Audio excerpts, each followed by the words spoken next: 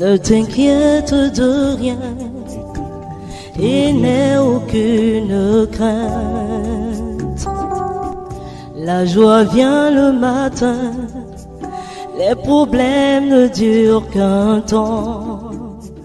Car il y a un ami nommé Jésus qui essuiera toutes tes larmes.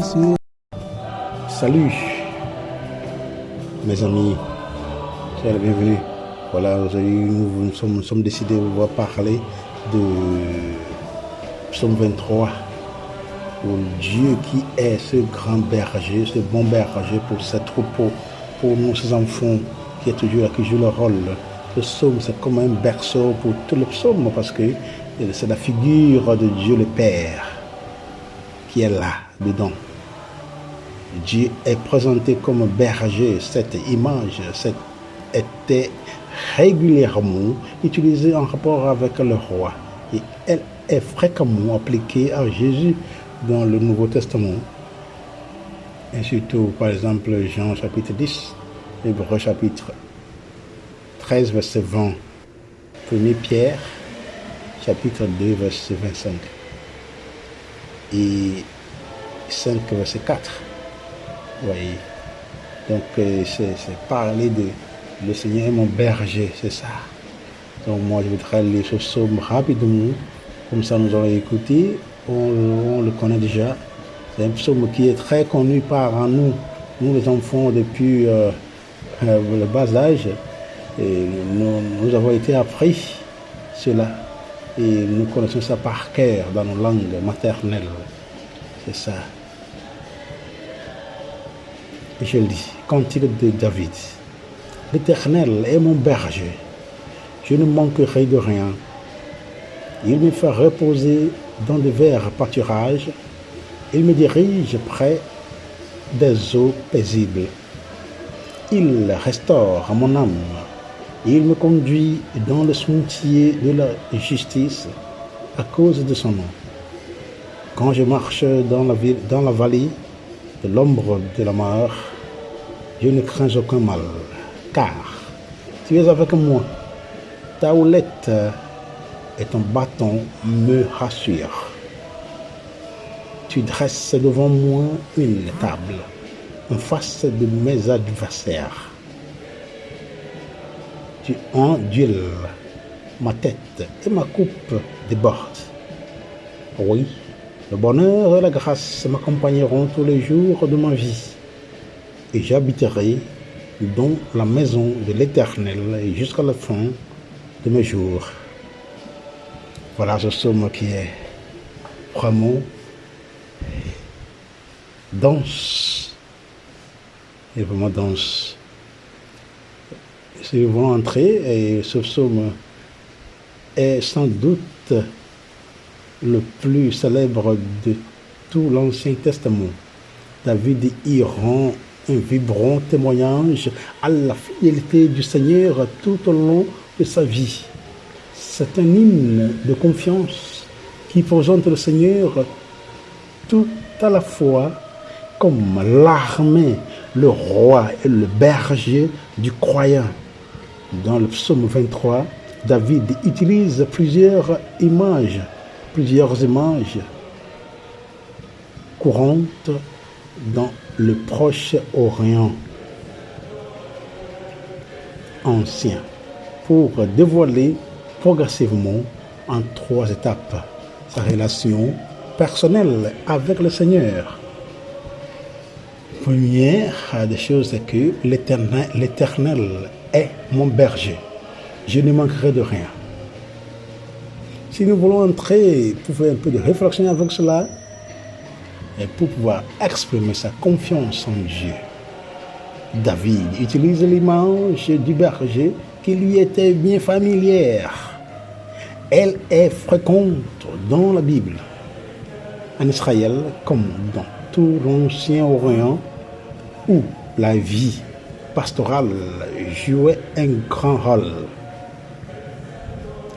Dieu est le berger de son peuple. Isaac l'a déjà appelé ainsi. Il bénit Joseph et dit: que le Dieu en présence de qui ont marché mes pères, Abraham, Isaac, que le Dieu qui est mon berger depuis que j'existe jusqu'à ce jour, bénisse ces garçons. Genèse, le livre de la Genèse, chapitre 48, verset 15. Plus loin, il dira, le puissant de Jacob est devenu le rocher, le berger d'Israël. Genèse chapitre 49, verset 24. Ce témoignage est repris par les prophètes et les psalmistes.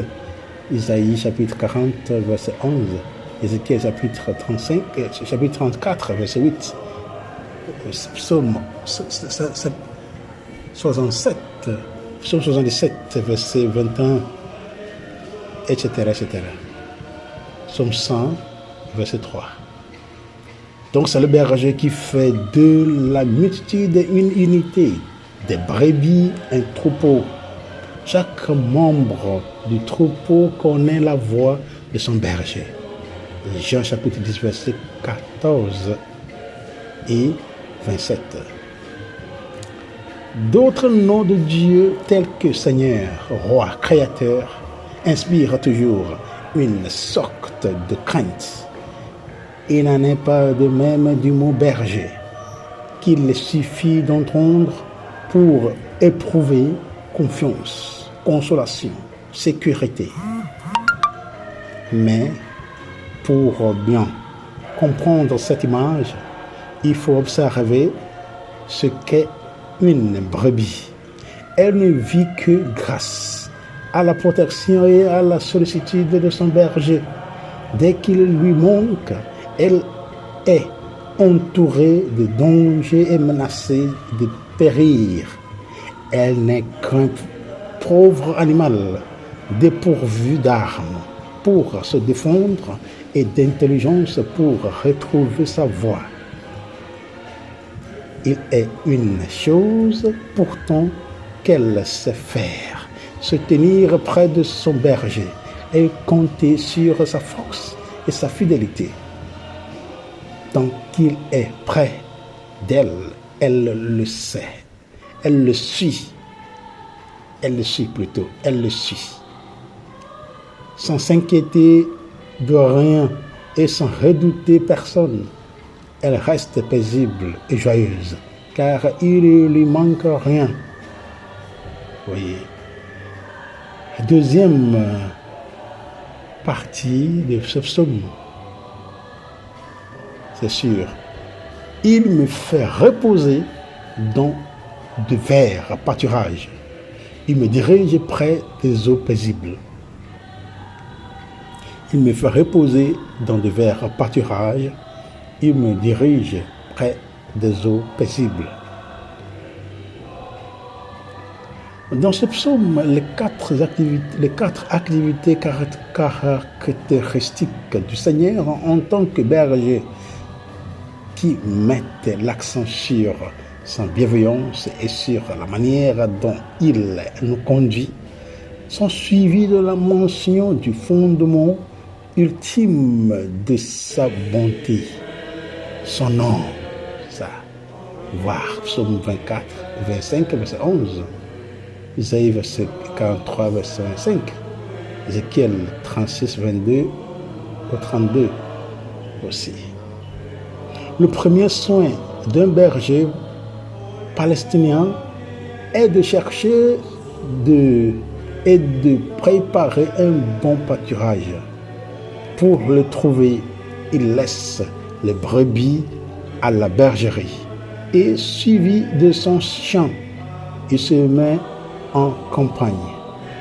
Certaines régions sont impropres à nourrir le troupeau, soit en raison de leur aridité, soit parce que l'herbe y est mêlée de plantes venimeuses. D'autres encore sont déjà occupés par des bergers qui supporteraient mal l'arrivée d'un nouveau venu. Lorsqu'un terrain favorable a été découvert, le roi du berger n'est pas achevé. Et remarque ici, elle a des trous de vipères dans lesquels il fait brûler de la graisse de porc, de peur que ces brebis ne soient mordues au museau. Plus loin, dans les collines avoisinantes, il aperçoit des tanières de chacals ou d'hyènes dont il bouche l'orifice avec de grosses pierres, à moins qu'ils ne réussissent à débarrasser le pays de ces bêtes malfaisantes grâce au long poignard qu'il porte à la ceinture. Il faut aussi que le pâturage soit arrosé par un ruisseau qui coule doucement, car une eau stagnante serait malsaine et un torrent rapide risquerait d'entraîner quelques agneaux imprudents. Enfin, le berger a trouvé une prairie remplissant toutes les conditions requises. La brebis est toute une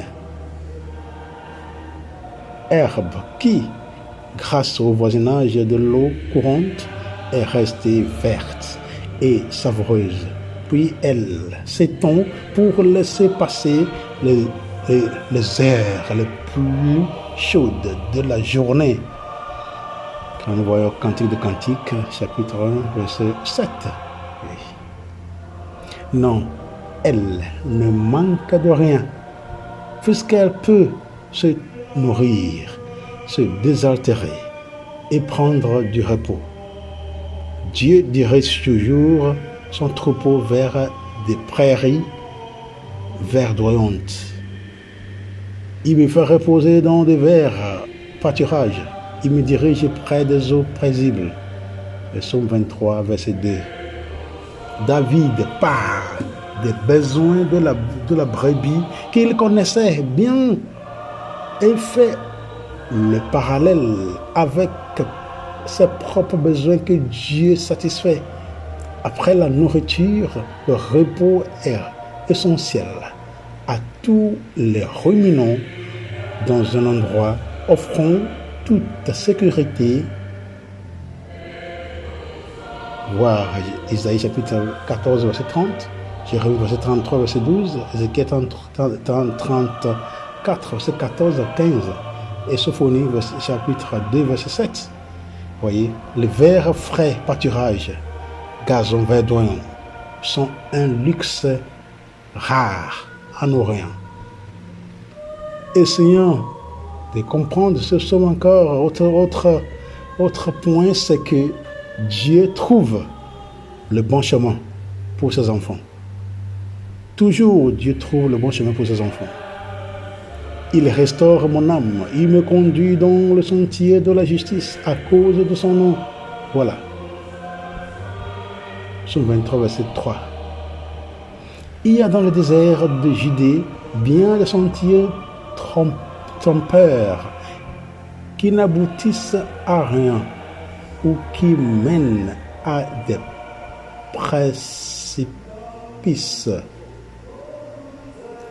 Encore est-il relativement facile de les reconnaître au cours des voyages du printemps et de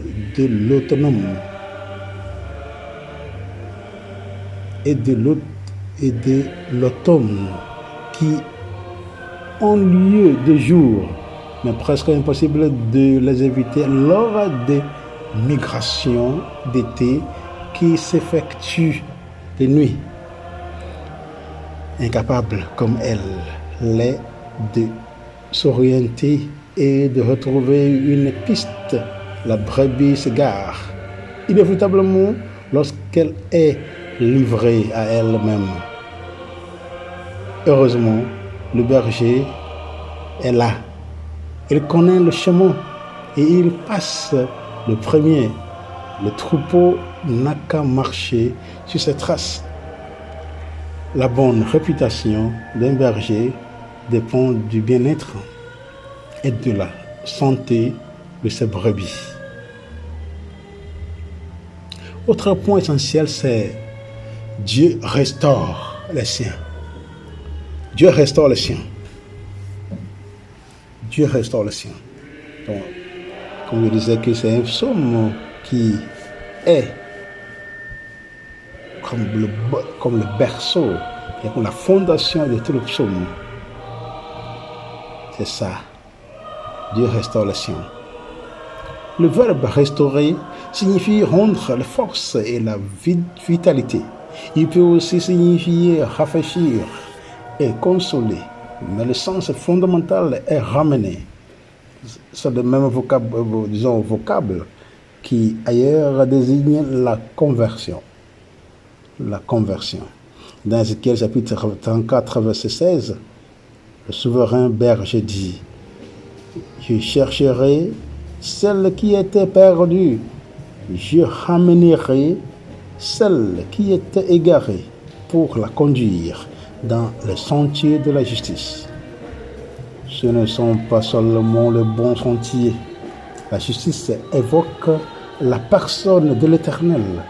Ce sont donc des sentiers correspondant à ce que l'Éternel trouve juste, le droit chemin. Le sentier de la justice est aussi celui où la justice de Dieu nous est conférée en cadeau par la foi. Dieu a voulu montrer sa justice dans le temps présent, de manière à être reconnu juste, tout en déclarant juste celui qui a la foi en Jésus. Romains chapitre 3, verset 6. Il restaure mon âme. Il restaure mon âme est une expression susceptible de plus d'une interprétation. Cela peut être une image de la brebis errante qui est ramenée, comme dans Isaïe chapitre 49, verset 5, ou peut-être dans le psaume 60, verset 3, où le même verbe est employé. Dans ces deux cas, en son sens intransitif. Il signifie se repentir ou être converti. Par exemple, dans Osée chapitre 14, verset 1, vous voyez, le psaume 19, verset 20, départ son sujet, la loi, et le verbe parallèle, rendre sage, indique un renouvellement spirituel de ce genre, plutôt qu'un simple rafraîchissement. Par contre, mon âme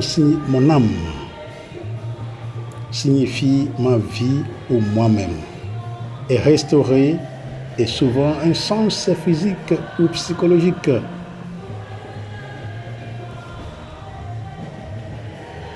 Dans le contexte présent, il est évident que ces deux sens se complètent, de sorte que la récupération ou la réanimation de la brebis est l'image de ce renouvellement plus profond de l'homme de Dieu, quelle que soit sa perversité spirituelle ou sa faiblesse. Vous voyez, il en est de même de sentiers de la justice qui, lorsqu'il s'agit de brebis, sont simplement les bonnes pistes, mais qui comportent en plus une exigence morale pour le troupeau humain, dont les voies vont soit jeter l'opprobre sur la bonne réputation de leur berger, soit au contraire la justifier.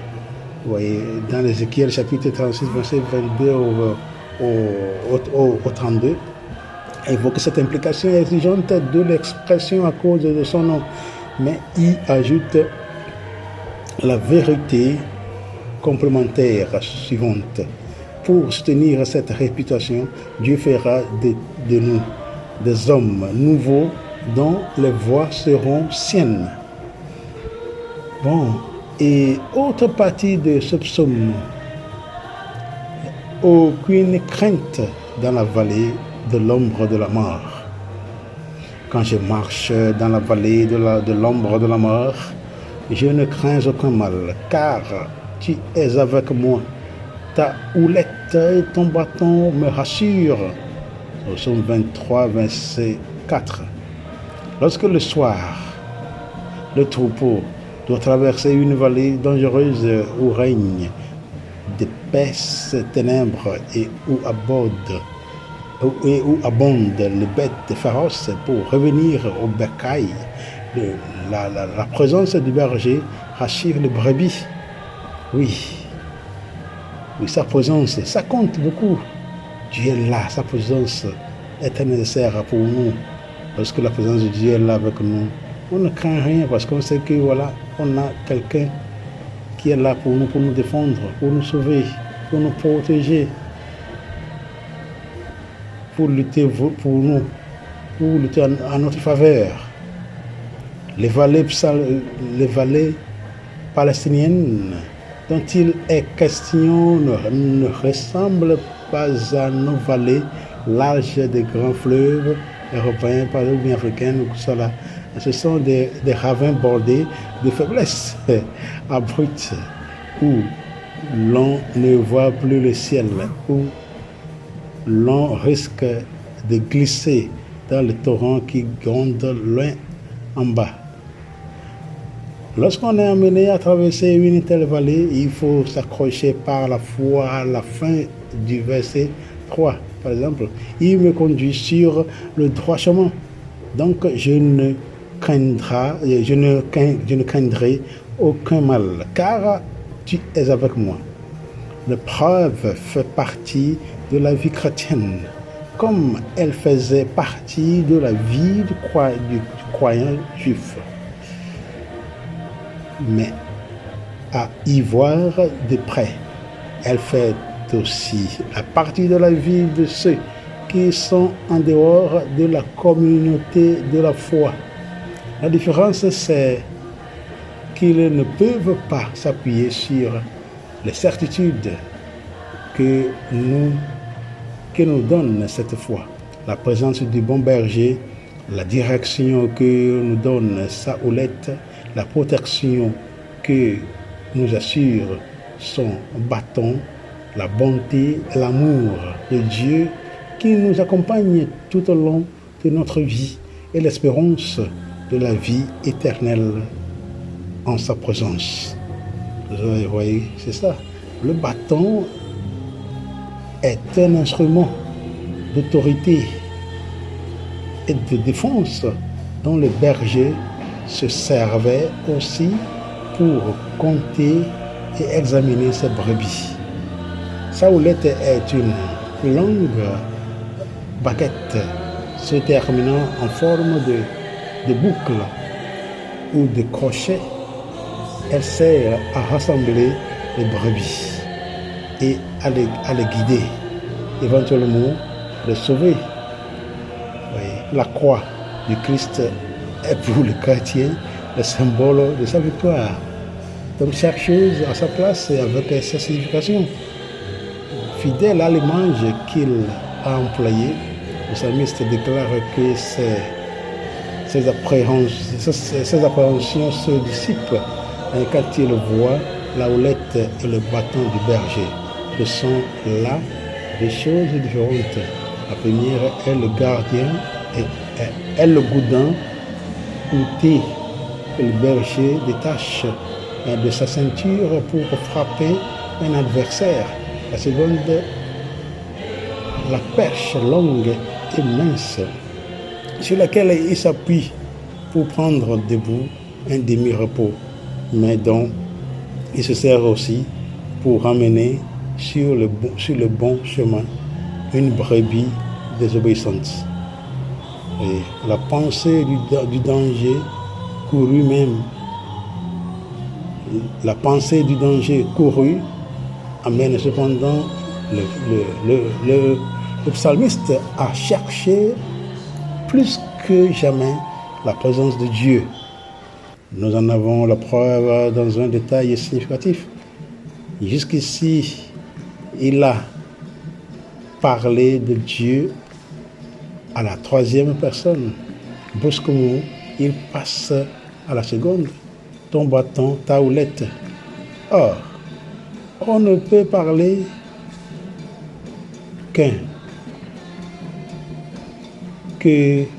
on ne peut parler à quelqu'un que s'il est tout prêt pour franchir le passage périlleux. La brebis est instinctivement rapprochée au berger. Autre chose que nous voulons voir ici, c'est le berger se fait hôte. Tu dresses devant moi une table en face de mes adversaires. Tu ondules ma tête. Ma coupe déborde. C'est ça, psaume 23, verset 5. L'image change. Le divin berger reçoit David à sa table et le prend sous sa protection, comme les suzerains de l'ancien Moyen-Orient recevaient les rois vassaux. Les traités d'alliance étaient généralement scellés par un repas exprimant la joie et l'amitié. Les ennemis impuissants devant cette haute protection sont obligés d'assister au triomphe de celui qu'ils poursuivaient. L'onction d'huile est toujours dans la Bible le signe d'une communion avec celui qui a oint, ou plutôt celui au nom duquel l'onction fut accomplie et auquel celui qui a été oint est désormais consacré. C'est pourquoi, dans le Nouveau Testament, l'onction est synonyme de l'esprit d'adoption, comme enfant de Dieu. C'était de l'huile parfumée que l'on répandait sur les cheveux, geste coutumier pour honorer un invité lors d'un banquet, symbole de joie et de bénédiction divine. Vous voyez, l'huile représentant le Saint-Esprit. Et finalement, les croyants sont bénis à jamais. Oui, le bonheur et la grâce m'accompagnent tous les jours de ma vie, et j'habiterai dans la maison de l'Éternel jusqu'à la fin de mes jours. Psaume 23, verset 6. Ça, c'est la fin de ce psaume que nous sommes en train de réfléchir là-dessus. C'est une réflexion que nous sommes en train de mener pour pouvoir comprendre certaines images dans ce psaume. Les expériences vécues par les croyants leur enseignent qu'ils doivent garder une totale confiance en Dieu. Sa bonté et sa grâce les suivront pendant tous les jours de leur vie. Ils doivent rechercher avec une réelle détermination le service de Dieu ici-bas pour pouvoir se réjouir ensuite à jamais dans les cieux. Pendant notre vie sur terre, le Seigneur peut rendre toutes les situations merveilleuses de par l'onction de l'Esprit Saint et du salut. Voilà la fin de ce psaume. Ce que nous avons commencé par réfléchir, par discuter, pour comprendre mieux ce psaume. Il n'est pas la seconde, parce que des fois on récite seulement le Seigneur mon berger. Oui, c'est un psaume qui est vraiment fort, un psaume qui guérit, c'est un psaume qui a de puissance, qui délivre. C'est un psaume guérisseur, délivreur, vraiment puissant, qui fait tout. Dieu est cela. Dieu s'assoit dans ce psaume totalement, un berger éternel qui guide son troupeau. On met notre foi là-dedans. Un psaume que chaque jour, il y en a qui l'utilisent matin, midi, soir pour leurs travaux, pour leur tout. Et voilà, frères et sœurs, merci beaucoup d'avoir écouté ce que nous avons pensé, ce que nous avons essayé de discuter en ce moment et jusqu'à la fin. Merci beaucoup d'être patient. On sait que c'est long, mais quand même, qui essaye de tenir jusqu'à la fin, je pense qu'il a beaucoup compris ce psaume qui est 23, pas seulement le prier, mais aussi comprendre les images qui sont là-dedans, pour que nous puissions mieux connaître et comprendre ce psaume pour un bon usage et pour de bons bénéfices. Merci beaucoup, soyez bénis et que Dieu éternel tout-puissant, Dieu de la vie miséricorde tout-puissant nous bénisse, le Père, le Fils et le Saint-Esprit. Amen.